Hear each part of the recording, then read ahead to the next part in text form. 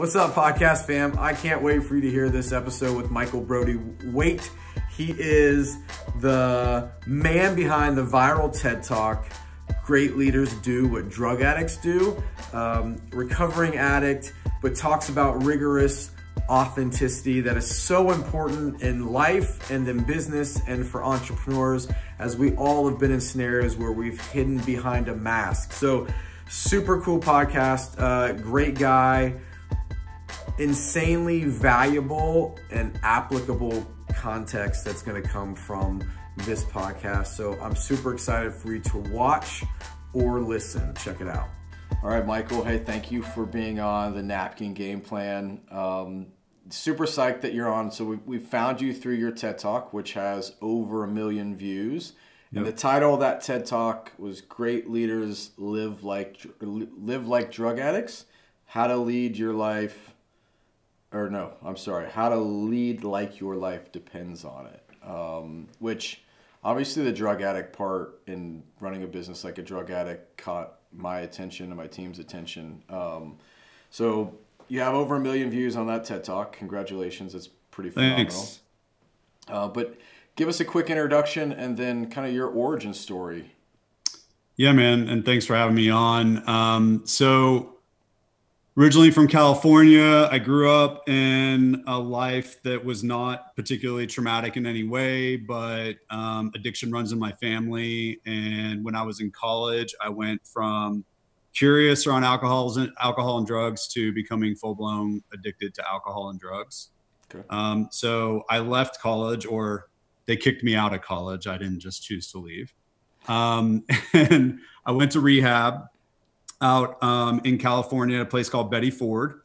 And I then went to another rehab out in Nunnally, Tennessee, which I thought was in the middle of like a dude ranch of some sort, because there were a lot of guys with cowboy hats on, riding horses and stuff. And a guy from Cali's not used to that.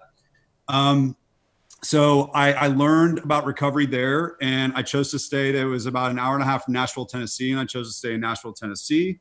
And I started by entering 12-step recovery once I got out of the rehab.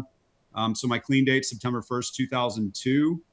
And essentially my professional arc was, I started as a rep, for a temporary rep at a Dell kiosk in a mall, selling Dell computers right around the time when the people were saying, dude, you're getting a Dell. And I had like long blonde hair and 2 hoop earrings and flip-flops from California. So I totally fit the part. That's awesome. So I was able to sell some computers, and then they asked me if I wanted to be in the Dell corporate side, in the actual, they have a big office here in Nashville. And so I spent 8 years working my way up through the corporate ladder there. I had 8 different roles. I ended up with 19 direct reports and $250 million in revenue territory.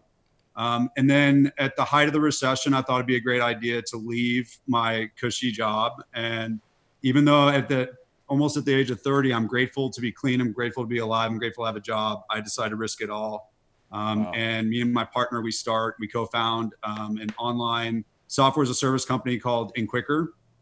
And our mission was to reinvent access to healthcare by allowing patients to self-schedule appointments through a mobile device, which wasn't being done. Mm-hmm. We didn't have any investors. We didn't have any experience. And yet I didn't have a mortgage, but the closest thing I had to a mortgage, I maxed out my credit card, which any entrepreneur knows you do not do. That's right. It's bad. No. Unless you're just crazy enough. Right. But I was playing with house money. I was just glad to be alive. So I drained my bank account, drained my 401k, maxed out the credit card. We started the company. We were really lucky to be really successful. Built that business and sold it in 2015 to a public company that you and I both know. And then during my time there, one of the big things I saw was a parallel in entrepreneurship between recovering addicts and entrepreneurs. So most addicts feel alone and most entrepreneurs feel alone. Absolutely. And both are facing a challenge in which they're facing about 90% rate of failure. And so for me in recovery, I went to a 12-step meeting where a bunch of people that were like me, that had my same problem, said, hey, we have experience dealing with this problem. Let us show you how we did it. And so that's where I learned the 12 steps. It's where I got a sponsor and I got meetings and all that kind of stuff.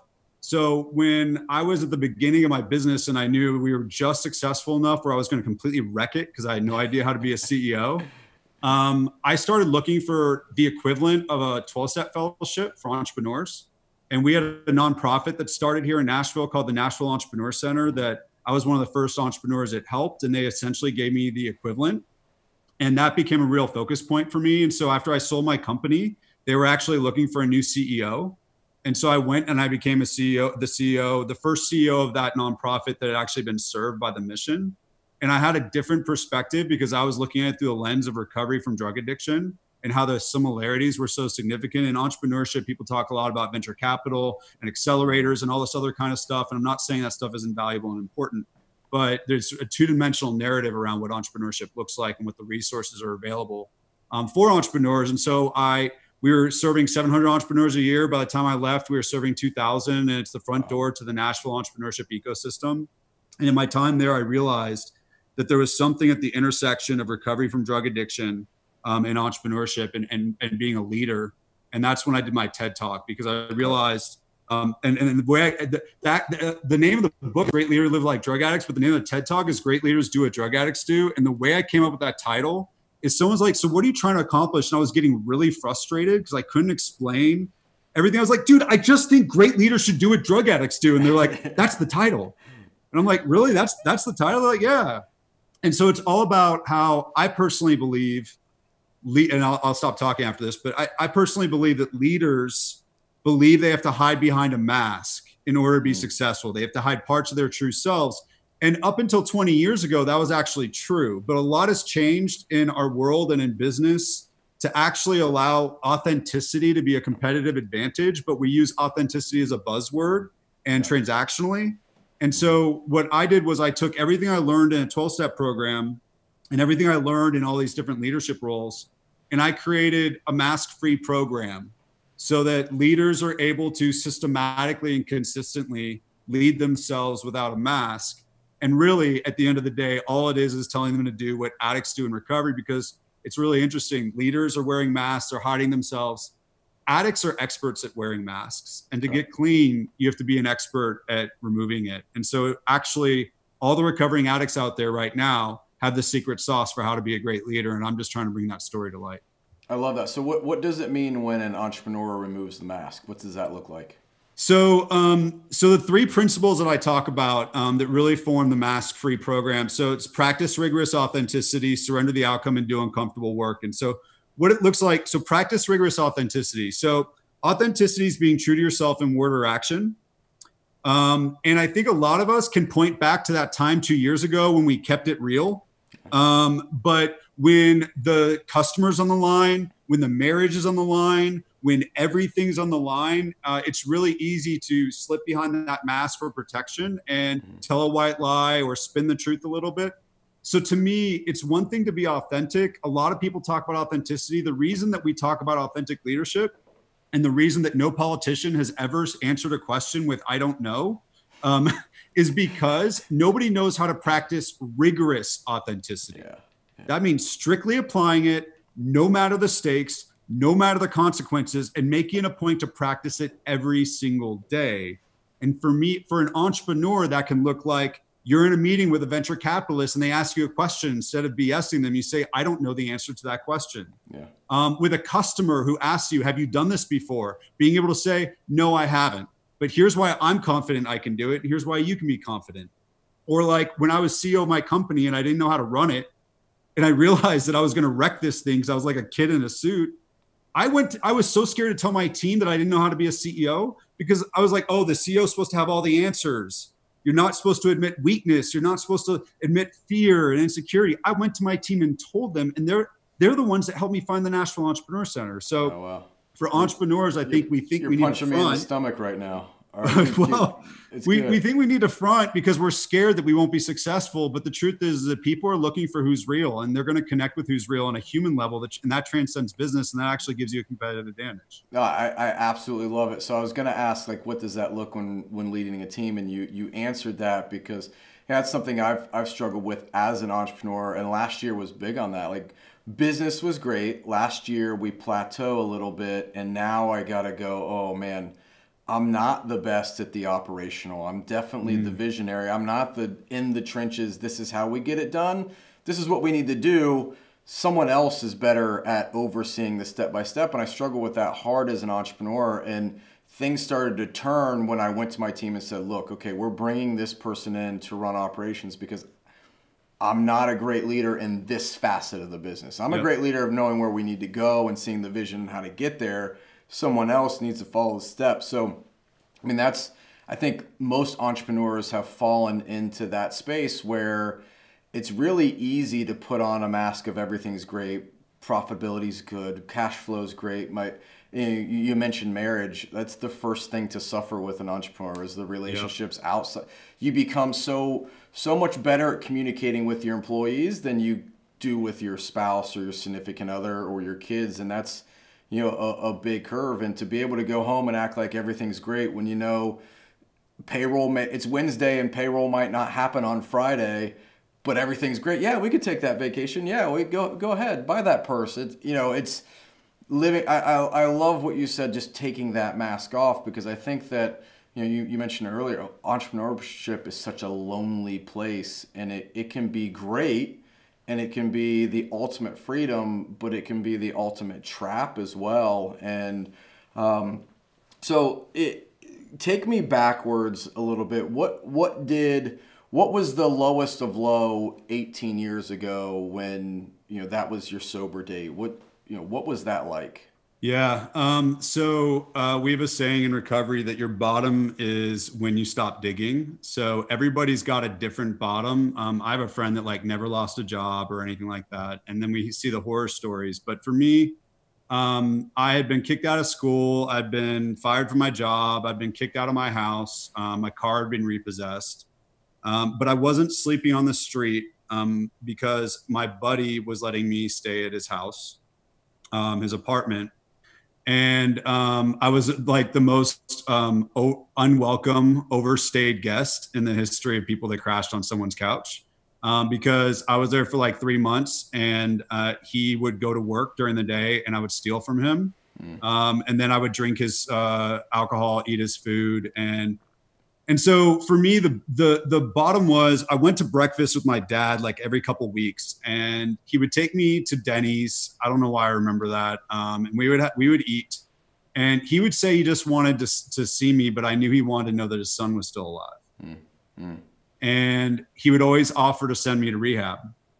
The one thing about the guy who I was staying with was he was also my drug hookup.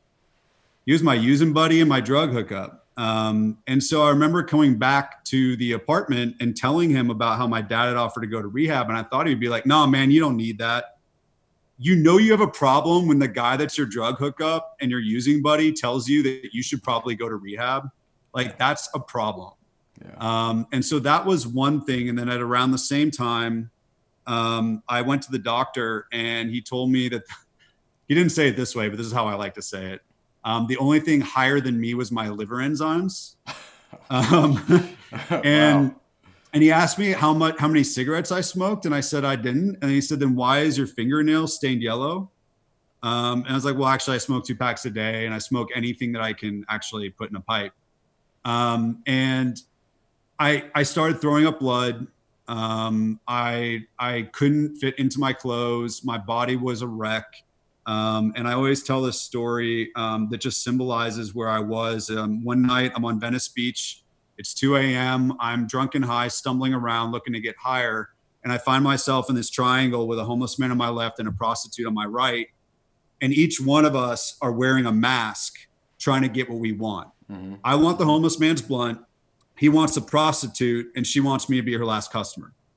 And none of us are being honest about what we have to offer, though. So I'm pretending I have money.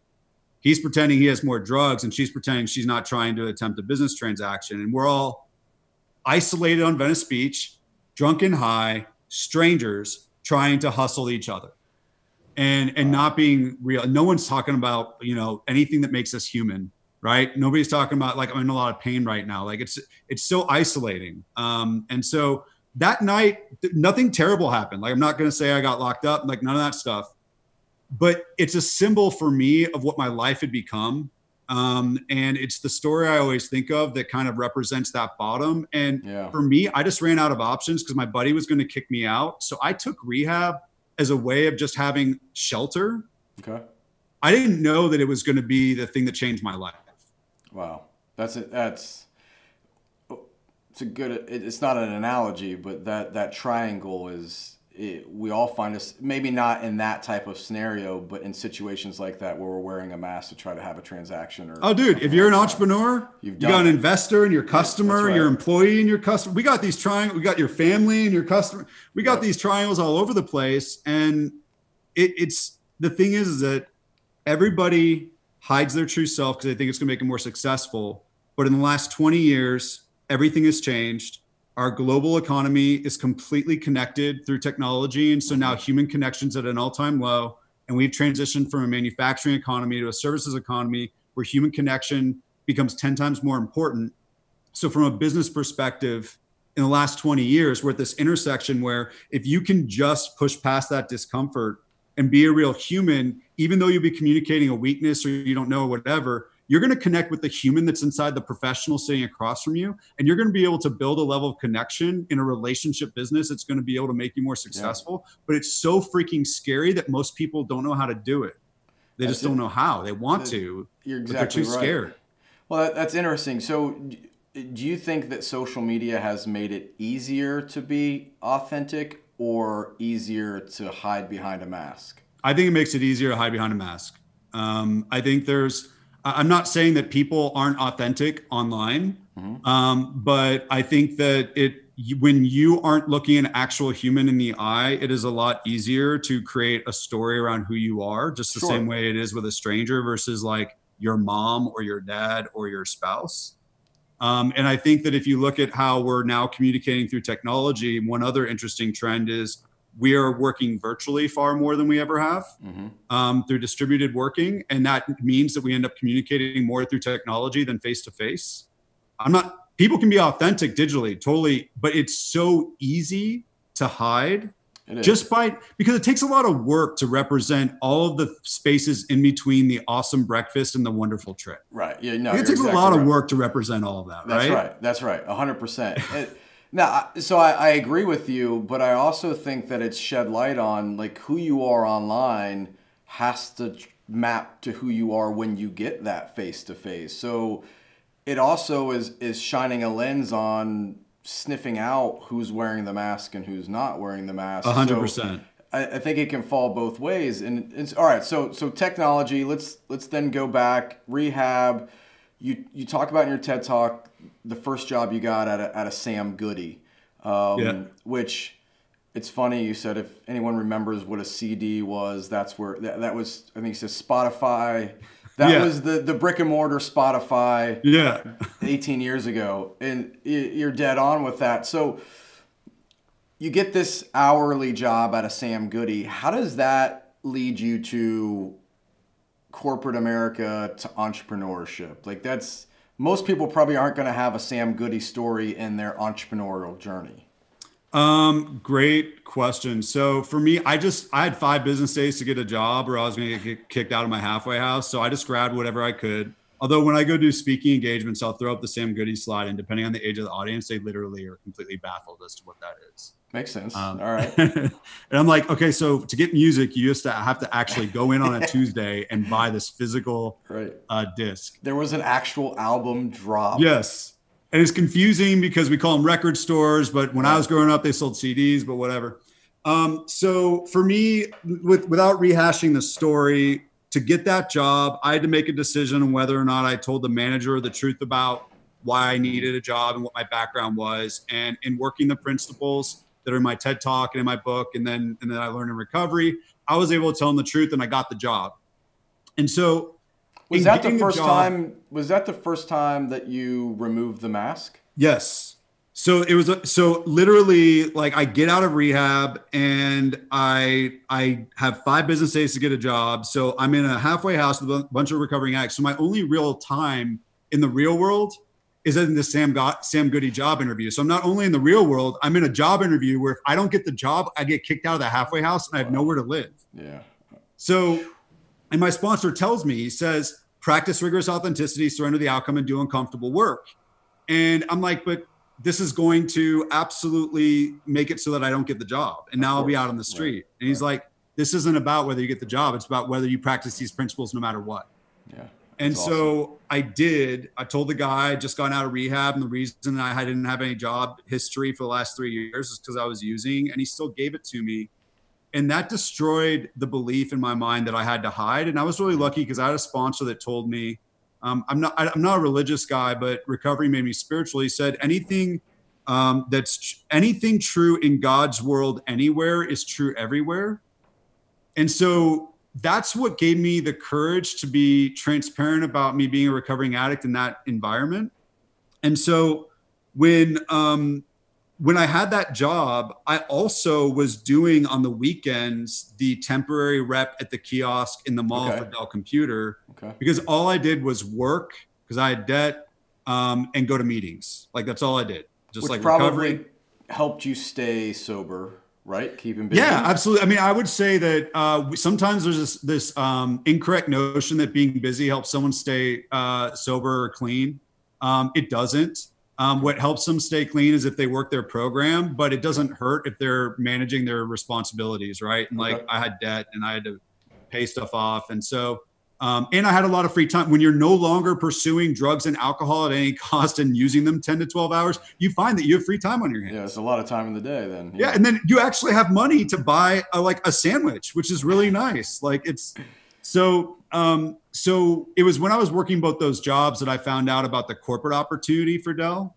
And it was just someone told me about it. And I loved computers at the time. And I always wanted to be an entrepreneur. And I loved the Dell story at the time. And so I just said, hey, what would it look like if I turned both of these jobs into just a full-time job in corporate headquarters? And eventually there was a bunch of things I had to do to make that happen. But eventually I made that happen. You obviously had to perform at the kiosk and be authentic and real to get that opportunity as, not even a college dropout, but a college kick out, which is insanely different. It wasn't your choice to get out of school. So being able then to go lead a team like you led at Dell obviously speaks to your character and that rigorous authenticity and your second step of surrendering the outcome, right? So when I was listening to your TED Talk, and even now you telling that story, there could have been so much fear in telling that Sam Goody manager about your past that you completely had to surrender the outcome. There was no way that you could control the narrative of that conversation going forward if you were going to be rigorously authentic. And I think putting that into business terms as an entrepreneur, like you're in deals, I'm in deals, most entrepreneurs are in deals, whether it's with a client, whether it's with an investor, whether it's with employees, whether it's with a potential hire, where it's so easy to pitch this huge grand story that really doesn't exist, and we got our fingers crossed behind our back hoping that we can deliver, when if we are just authentic and like you said, answering that investor with I don't know is going to be the best possible scenario, because at some point that mask is going to catch up with that conversation long term, and it's going to sour things. And so I want people to go listen to your TED Talk, so I don't want to get into the full thing and how that all plays out. But so corporate America, you're obviously successful in that role. You jump into, I'm going to guess, a industry, healthcare, that you, other than your experience with meetings and recovery, you had no type of engagement in. So, which is a lot of entrepreneurs. So take me through that process of leaving corporate America in a recession with a job that was paying the bills to go into a profession you knew nothing about to create a product. How'd that come about? I still can't relate to the guy that took that risk. But I'm very glad he did it, because I got to be this guy. For sure. So for me, it was, I actually accepted that I'd always dreamed of being an entrepreneur, and I just accepted that dream would die, and I was lucky to be alive and have a job. So when I left and I did it, I took all those risks. But here's the thing: is it's not just about being authentic. So I've done a lot of research and I've assessed a lot of leaders, and there are 4 different ways, 4 different masks that we wear in business that hurt us, that we do every day. We say yes to things that we could say no to. We hide a weakness. We avoid difficult conversations, and we hold back our unique perspective. In one moment, those don't kill you. In a lot of moments stacked up, those can be the difference between success and failure or competitive advantage. So while I didn't know healthcare, what I was able to do was I was able to practice these 3 principles, and I was able to be more effective in those 4 areas. So for example, my first call with a hospital, they referenced a federal statute called EMTALA that I had no understanding. I wasn't even sure what a federal statute was, let alone one that governed healthcare. And so I had a moment there where I could BS them and say, oh yeah, no, we comply and all this kind of stuff. Or I could not hide my weakness, and I could say, I have no idea what that is. Will you please explain it to me? Now, I would love to say that I got that deal. I didn't. I did not get that deal. But what happened was, because I was straight up, I got real data that I knew I then had to go do a bunch of work to understand. And the thing is that surrendering the outcome, one of my biggest fears in talking about these principles is people think it's like new age stuff. Yeah. And to me, it's next level stuff. So I'm an entrepreneur that cares about business outcomes, that cares about efficiency. When you surrender the outcome and you identify what you can't control and you identify what you can, you realize that you waste 50% of your energy on things you can't control. Yeah. So it's about efficiency. So instead of I'm trying to control what this guy thinks of me or what's going to happen with this deal. No, man, surrender that outcome. That deal's done.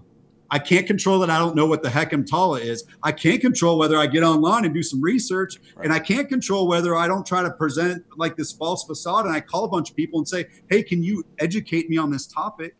And so it adds up into all these little decisions where I was able to turn myself into a healthcare veteran, into an entrepreneur, into a technology-based entrepreneur, and continue to learn how to do all these things, not because I'm uniquely special, but because I had a framework that gave me super clarity on who I was, being authentic, and then gave me clarity on what I needed to surrender so I could just focus on what I could control. And with all that clarity and energy, there's a lot of uncomfortable work that we have to do as entrepreneurs that I was able to do, that in now coaching thousands of entrepreneurs, a lot of them are scared to do. Like a lot of them want to sit there and mess with a pricing structure instead of go pitch 10 customers and get told no 10 times. Like I'm on the board of this one company right now where the guy's literally talking to me about all the things he wants to do with the pricing structure. I'm like, have you asked 10 customers why they buy? Yeah. He's like, no, I want to mess with this. I'm like, well, you're just scared of like what they're going to say. You can't control what they think, but you can control whether you get that data.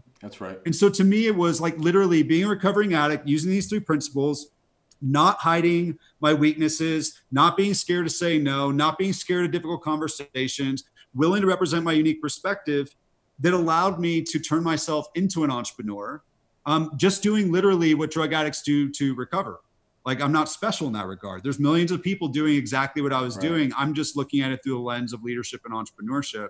But so many entrepreneurs are scared to do those things. I think you're exactly right. And I think too that it relates so well to entrepreneurship because entrepreneurs are addicts of something, whether it's the project, whether it's the deal, whatever that thing is. It doesn't have to be drugs or alcohol. We're addicts of the rush that we get when we're presenting a big 100%. Deal. We're addicted to the no. Like the no can drive far more success sometimes than the yes can. Yep. So like we're addicts to something in that regard. And I think this, like I love the way that this applies. And prior to your TED Talk and getting exposure to that, I wanted to live authentic because that's just how I was raised, and morally I think it's right to, if you don't know, you don't know, and you're going to get further ahead if you're honest and tell the truth in all circumstances.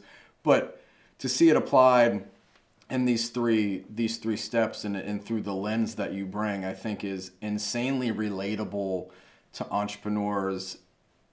There's a lot of business books that we can go read, and there's a lot of great leaders that we can follow and multi-billionaire, entrepreneurs that are just serial entrepreneurs. But these three principles, I think, are, if mastered, are the absolute game changer, like that valuable in the structure of business and just in life and the way we deal with people. So, all right, start the company, go from one employee or you and a partner to 50, 20,000% growth overnight, exit, sell to a public company.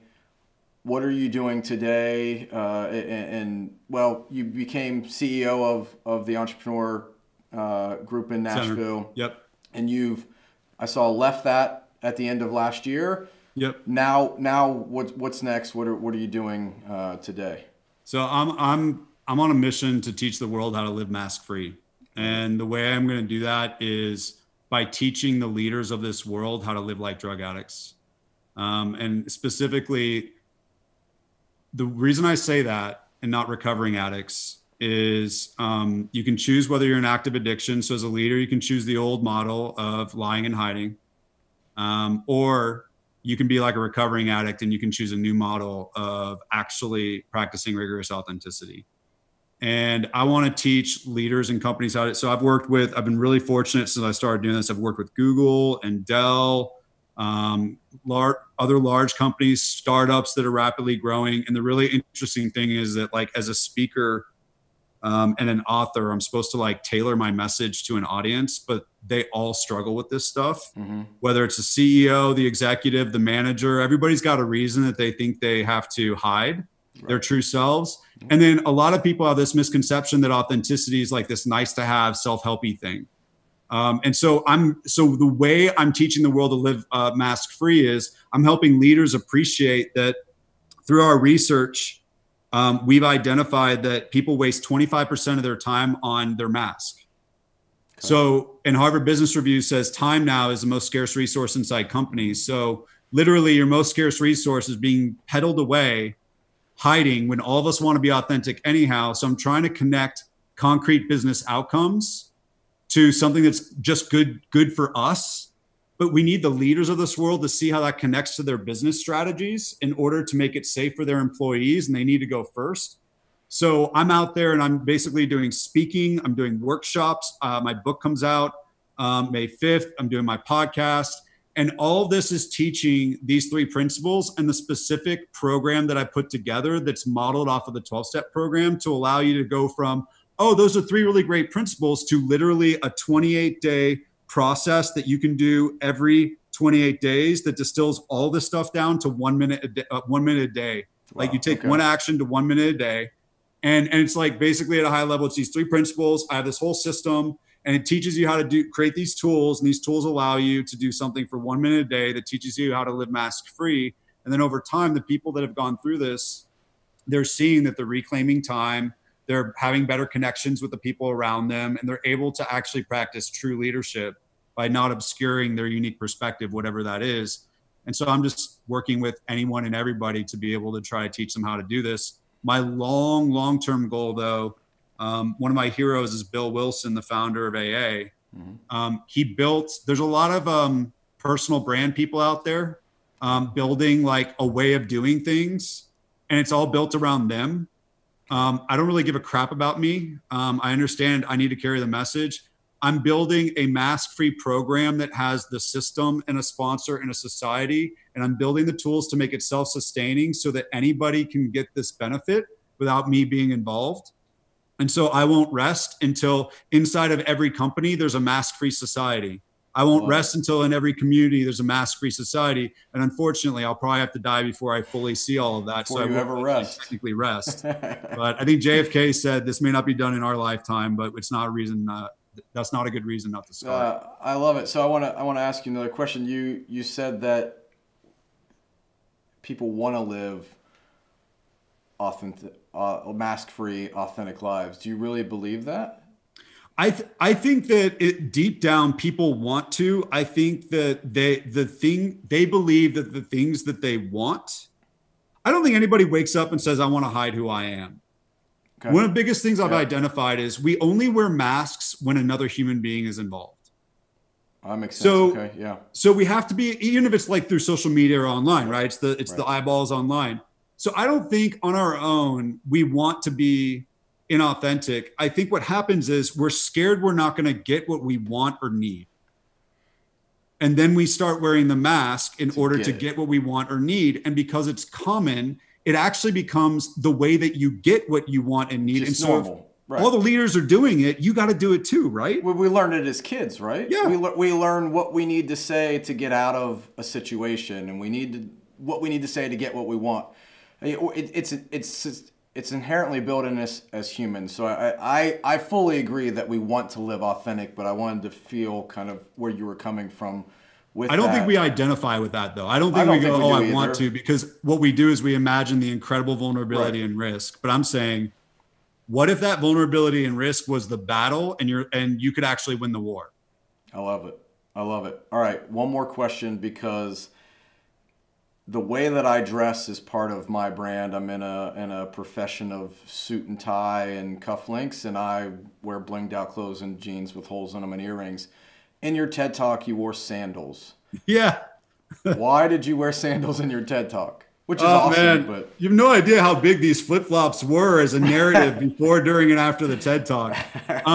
So being from California, even when I was in my active addiction, I wore flip-flops most of the time. Okay. I think my feet are just like extra hot. Like, I don't think I have something special here. But when I moved to Tennessee, we have actually really cold winters, and I would wear flip-flops in most of the wintertime as well. And so I wore them at Dell. And then somewhere along the line, I started thinking that to be a really successful business person, I needed to dress in a way that other people dress, right. Especially being in healthcare. So I started trying to dress the part. And then I realized that I wasn't really being true to myself. And so I started being true to yourself is not this rigid, it's you do this all the time. It's just what is true to you in this moment, right? Yeah. So I started wearing flip-flops a lot and running in quicker. And then when I took over the Nashville Entrepreneur Center, my friends actually told me I couldn't wear flip-flops running this big city nonprofit. I'm like, if I can't wear flip-flops at the Entrepreneur Center, where the heck is anybody going to be able to wear flip-flops? That's right. So then when the TED Talk started, I'm like, am I going to really wear flip-flops up on stage? And my wife, she'd be embarrassed that I'm saying this, actually said, you can't do that, dude. Like, no one's going to take you seriously. Be in service to your message, man. Care about your message more than your feet. And I'm like, yeah, but if I'm talking about being rigorously authentic, this is me, right? This is me. So I wore the flip-flops, and then I actually had this like big speakers bureau person reach out to me, and she's like, I loved everything you did. I just have one piece of advice. Don't wear the flip-flops. Isn't that crazy? It's crazy. And then so I actually screw up this TED Talk at the very beginning, and the only person that noticed was my wife.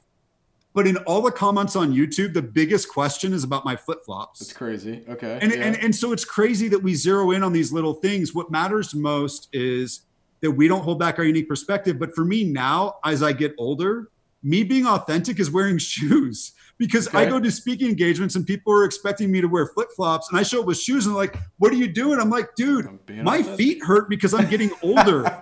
My back is starting to hurt. I got back issues I didn't realize. So I'm a little bit more selective of where I wear it. And when I'm traveling and doing speaking engagement, I'm on my feet a lot. And so I wear shoes. But the whole point is they become this symbol for me of not just like this like teenager, I'm doing this anti-establishment thing to say I'm the true me. It's actually being the true me, which means sometimes I wear flip-flops and sometimes I wear shoes, but I'm trying not to let the situations dictate that. I'm trying to let it be what feels true to me. But there are times where I will respect other people. If I go to a funeral, something like that, I don't want to be a distraction. I don't need to assert my identity. I'm going to go ahead and pull that back a little bit, not out of fear of what's going to happen to me, but out of love and respect for the other person. But the flip-flops, I thought saying great leaders do what drug addicts do would be the crazy lightning rod thing. I didn't think the flip-flops would. I think I noticed it just because like my attire has become the brand, because I felt like in a profession where I had to be different, like I wanted to be me. And that's what struck a chord with, like we got a client a few months ago that said, look, I followed you for 3 years and I just haven't reached out because I cannot stand the way you look. So it's hurt and it's helped. Yeah. So let me ask you this, and we'll wrap up. because I want to hear your perspective on this. I've turned down speaking opportunities because they said you can't wear your normal attire. We need you to wear a suit, or we need you to wear a button down and no jeans. And I've said, no, I'm not going to come because that's not me. And I don't think that that's what you have to do to be successful. So does that fit? Like, have you done that? Have you turned down gigs where they won't let you be authentically who you are? Yeah, I have. I think it's another topic for another day. This stuff gets really complex because authenticity is also, how do you live in the value system of the world? So like, if it's authentic to me to just like murder people and rob banks, right, that's not going to work. It's not going to work for the world. Right. By the way, that's not authentic to me. Absolutely. So I think sometimes, we have to think about how we navigate those things. But for me, if being true to myself, I think is going to cost me something, that's where surrender the outcome is so valuable. Mm-hmm. And I actually went and did a speaking engagement where it was for recovering addicts in a leadership program. And so I thought of all the places they would love my talk. And I changed the name of my talk, because it's a different talk, to Great Leaders Live Like Drug Addicts, to model the book. And they said, could you change the title to Great Leaders Live Like People in Recovery? And they didn't mean any harm, but I was like, no. They're like, well, we think that the word addict has a tremendous stigma. And so we think you shouldn't say it because it'll trigger the audience. And I said, that's why I'm saying it. I'm an addict. And you're reinforcing the stigma when you do this. I'll be an addict the rest of my life. I can choose whether I'm in active addiction, choose whether I'm in recovery, but I'm not actually a bad person just because I'm an addict. I'm a bad person if I let active addiction make me do bad things or whatever. And so I told them I did not want to change that, because that really short-circuited the entire message. Luckily, in that situation, I risked not doing it, but they saw the point and they let me do it. Sure. But if I was in another situation where someone's like, could you just not tell the drug addict part? I have to think about it. Like, maybe if the event was going to literally cure cancer and stop addiction, it might be my value system would value caring for other people more than keeping my identity. But if I can't tell the difference, then no, man, I would say no, because like, the belief that you can't be successful being your true self is an absolute freaking lie. Yeah. Yeah. You just have to trust that when you say no, there's a yes around the corner. Yeah. You're exactly right. So I love that you did that. And I think that, especially if that feels like you're being true to yourself, then I think that that's the best course of action. I love it, man. Look, so grateful for your time. I think this is... You too, man. Thank you for this. This is great. Insanely valuable. We'll have the link to pre-order your book below in the description. And are you doing one-on-one coaching as well, or are you just doing more consulting company? We do some one-on-one coaching. People on my team do it, and then I do founder or company coaching. But most of the coaching ultimately we do through workshops, because there's more value in the group part. Yeah. But we do group coaching, we do workshops, and then I do individual for founders and CEOs. I love it. All right, man. Thank you so much. Appreciate it. And this has been awesome. Thanks for having me on, man. You got it.